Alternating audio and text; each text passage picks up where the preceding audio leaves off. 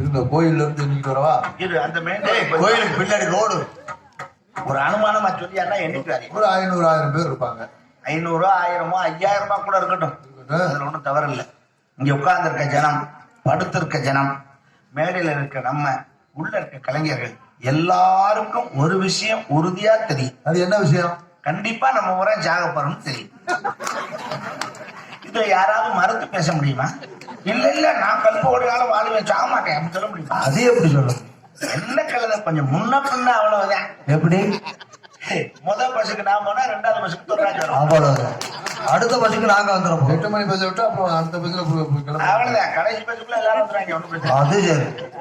ஆனால் இந்த உலகத்துல இருக்கிற அவ்வளவு பேருக்கும் ஒரு விஷயம் மாத்திரம் தெரியவே தெரியாது. எவ்வளவு பெரிய அறிவாளி அப்படி சொல்லலாமா?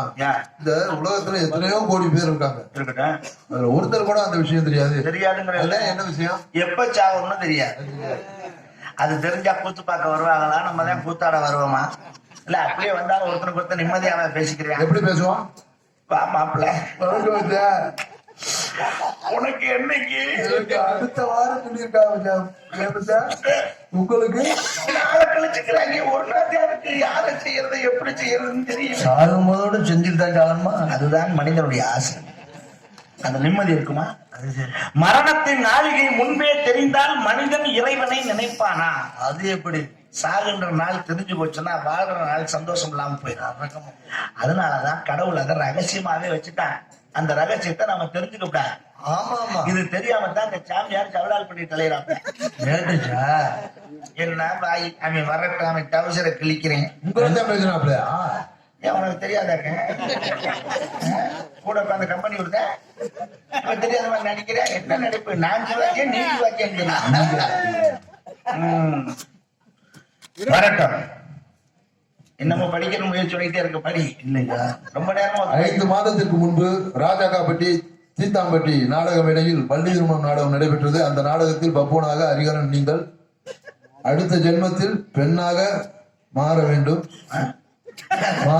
என நான் கூறினேன். மீண்டும் பெண்ணாக ராஜகாப்பட்டி வந்துள்ளீர்கள். மிக்க மகிழ்ச்சி. அடுத்த ஜென்மத்தில் உங்களோடு நான் சேர வேண்டும். இப்படிக்கு பண்ணைப்பட்டி வி கோவிந்தராஜ் சிரிப்பதற்கு அதாவது பண்ணைப்பட்டி வி கோவிந்தராஜ். ஏன் இந்த விபரீதமான ஒரு ஆசை?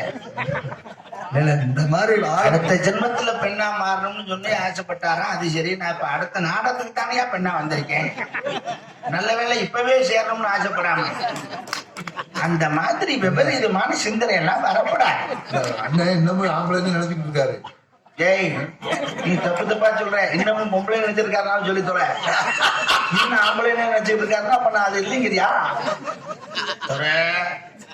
ரொம்ப டென்ஷன் ஆகிட்டு இருக்கேன்.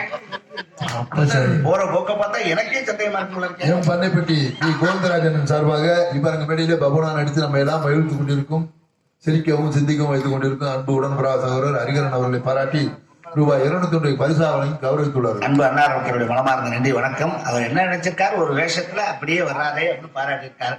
ஒரு நடிகன் ஒரு கதாபாத்திரத்துல வந்தால் அந்த கதாபாத்திரமாக மாறி நடிக்க வேண்டியதுதான் நம்முடைய கடமை. அதுக்காக அப்படியே மாறிட முடியாது. மாறணும்னா நான் மும்பை போயிட்டு தான் வரணும். வேஷம் மட்டும்தான் மாறலாம். வேஷம் மட்டும்தான் போட முடியும். உருவத்தை மாற்றலாம், உறுப்பை மாற்ற முடியாது. ஏன் பாம்பே போட முடியாது? போனா செலவாகும். அது யாராவது ஏற்று ஸ்பான்சர் பண்ற மாதிரி இருந்தா போயிட்டு கூட வாரேன். வேற வழியில நானும் சம்பாதிக்கணும்னா அந்த முடிவுக்கு தான் வரணும் இருக்கேன். அது ஒண்ணுதான் இல்லாம பெரிய பிரச்சனையா இருக்கு. வரட்டும் பார்க்கிறேன். இன்னைக்கு அந்த சாமியார் ஒரு பிடிச்சு விடுறேன். என்னங்க சொல்லவே இல்ல? என்ன சொல்லல? கடை எங்க வச்சிருக்கியா? எந்த கடை? பிசியோதெரபியா? இங்க எப்படி என்ன ஓட்டு பிடிப்பீங்களா? சும்மா வெறுங்க இல்ல. கடை இங்க வச்சிருக்கீங்களா குற்றாலத்திலையா? என்னப்ப என்ன ஓட்டு பிடிப்பீங்களா? வெறுங்க இல்லையா? என்ன என்னதான் உன் ஜெயிச்சுக்கலாம் என்ன ஓட்டு தாப்பா பிடிக்கணும். வெறுங்கையில பிடிச்சா ரொம்ப சிரமமா இருக்கேன். இல்லைங்க, நீங்க என்ன குற்றாலத்துல இந்த பேரு சொல்லுவாங்க? ஆமா, மஜாஜ் பண்ற வேலை பாக்குறேன். கடை அங்கே வச்சிருக்கியா? அப்புறம் இங்க கிடுக்கு பிடி நீ சொல்றது புடுக்குப்படி புரியுதா? இப்ப கேட்டிருக்கேன் வரட்டு பண்ணா எங்க பாரு இருக்கேன்.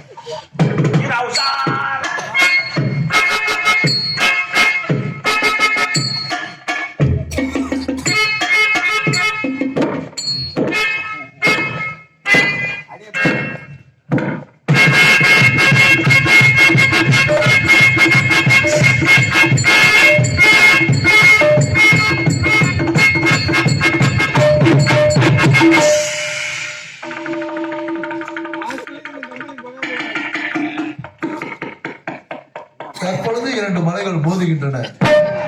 மோதி மண்டை உலக்கட்டும் மலையில மோதி.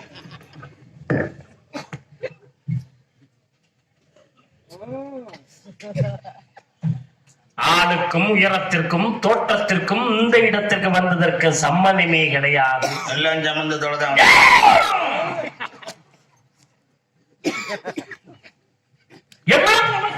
கண்ணை குத்தி விடாத. ஏற்கனவே அறப்பார்வையில்தான் வண்டி ஓட்டிட்டேன்.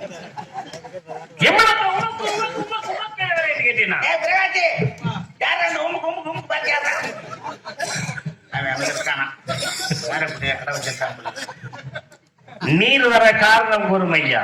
தண்ணி நிறைய குடிச்சா வரத்தான் கம்மியா குடிக்கணும். நீர் கடுப்பாக பேசுகிறேன். சுண்ணாம்பு தடவை நீர் கடுப்பு நல்லது. எதுல அதுல எதுல நீக்கிறேன். பெருவரல் கடுப்பது எங்கு?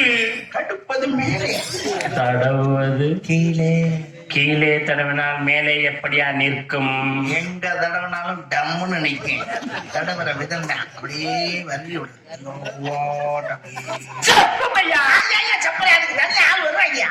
எல்லாம் ஒரே ஆள் செய்ய முடியுமா? செந்தமிழிலே செப்பமையா என்று செந்தமிழ், நீண்டமிழ், வைந்தமிழ், கடந்தமிழ், முத்தமிழ், அத்தனை தமிழ் எனக்கு தெரியும்.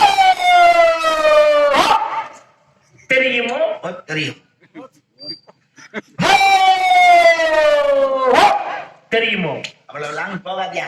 தெரியும். அவ்வளவுதான்.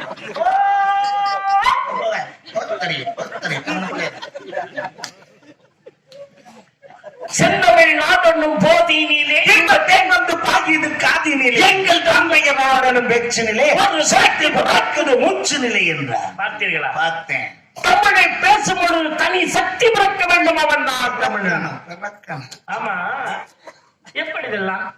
படிப்பு சிறப்பு. நன்றி. யார் அறிந்த மொழிகளிலே தமிழ் மொழி போல் இனிதாலும் என்னும் காணோம் என்று அழகாக சொன்னான் பாரதி.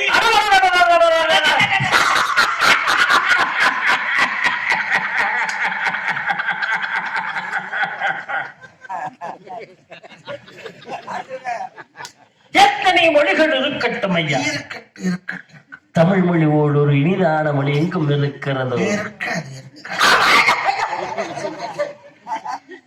எப்படிவெல்லாம்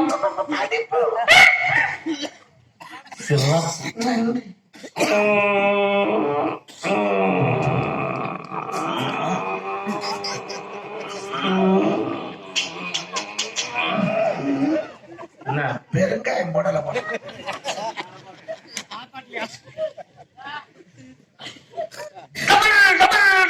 தமிழ் என்று சொன்னார். அமைந்து அமைந்து அமைந்து என்று வலிக்குமாம் அந்த தமிழின்.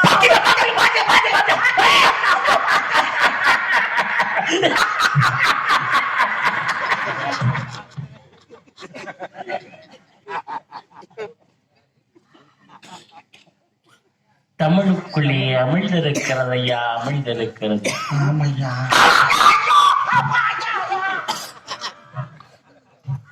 எப்படியெல்லாம் படிப்பு சிறப்பு. நன்றி.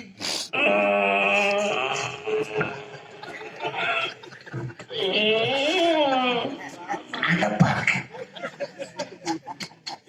பெரிய போக என்னன்னு படித்தேன் படித்தேன் படித்தேன் என்று சொன்னால் படித்தேனை காட்டிலே ஊற்றியது போல் இருக்குமா அந்த தமிழ்.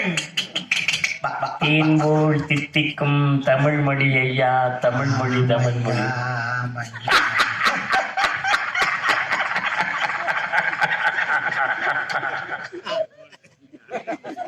ரொம்ப ஓவராட்டம் வரணும். எப்படி படிப்பு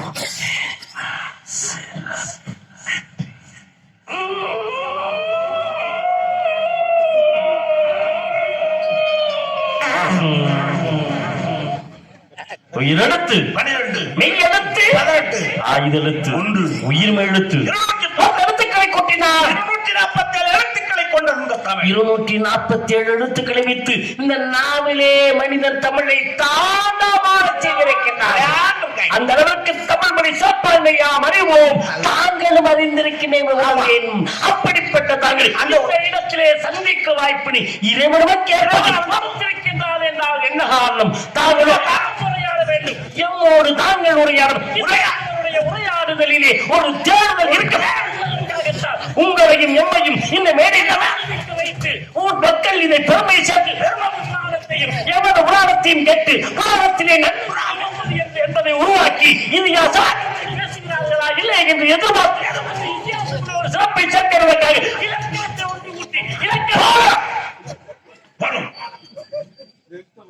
ரொம்ப ஆத்தப்படாது அந்த மாதிரி அப்படியே உன் பேர் நம்ம பேர் பார்த்தா நான் சொல்லி அவங்க கேட்டதான் முடிஞ்சு வச்சு அதை விட்டு ஒரு ஓடிக்கொண்டிருக்கின்ற வெள்ளியிலே நம்ம ஆயிரத்தி 1947 வந்த உடமை இருக்கிற ஆளு தூங்குறதுக்கா சும்மா நார்மலா பேசுங்க போது வேண்டாம் ஐயா. வேண்டாம்னா அப்படியே ஒரு மனிதனுடைய தத்துவத்தை உணர்த்துவார்.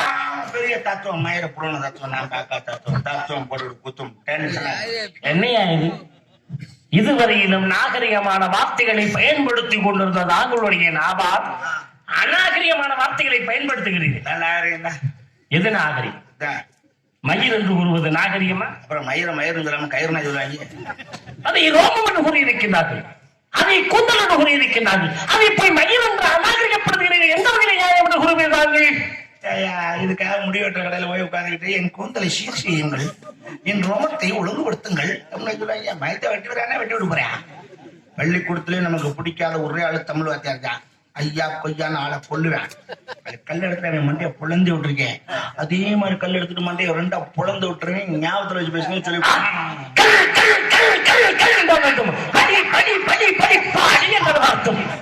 தாங்கள் ஆசான் என்ன உணர்த்தி இருக்கிறார் தெரியுமா?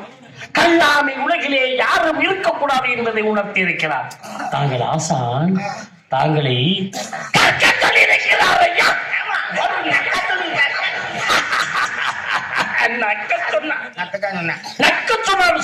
எனக்கு நக்கி நடராஜனை மட்டுமே நினைவூட்டுகிறது. அவர்தான் ஆடும்பொழுது குண்டலம் கீழே விழுந்தது. நான் தான் நக்கி எடுத்தாலே நக்கி நடராஜ் என்ற பேருவதற்கு காரணமாக இருந்தது ஐயா.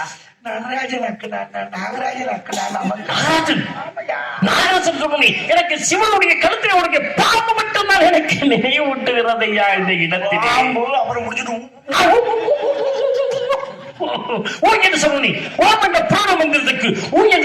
பிந்து நாதங்களோடு சேர்த்தது மட்டும்தான் எனக்கு நினைவூட்டுகிறது. இடத்திலே எனக்கு கர்ணனை மட்டுமே நினைவூட்டுவது. அதோ அன்னச்சத்திரம் இருக்கின்ற கர்ணன் விளையாட்டினாய் என்பது மட்டும்தான் எனக்கு நினைத்திலே. தம்பி பெருமாள், நான் ஒரு டைப்பான ஆளு, பட்டுன்னு அடிச்சுடுவேன்.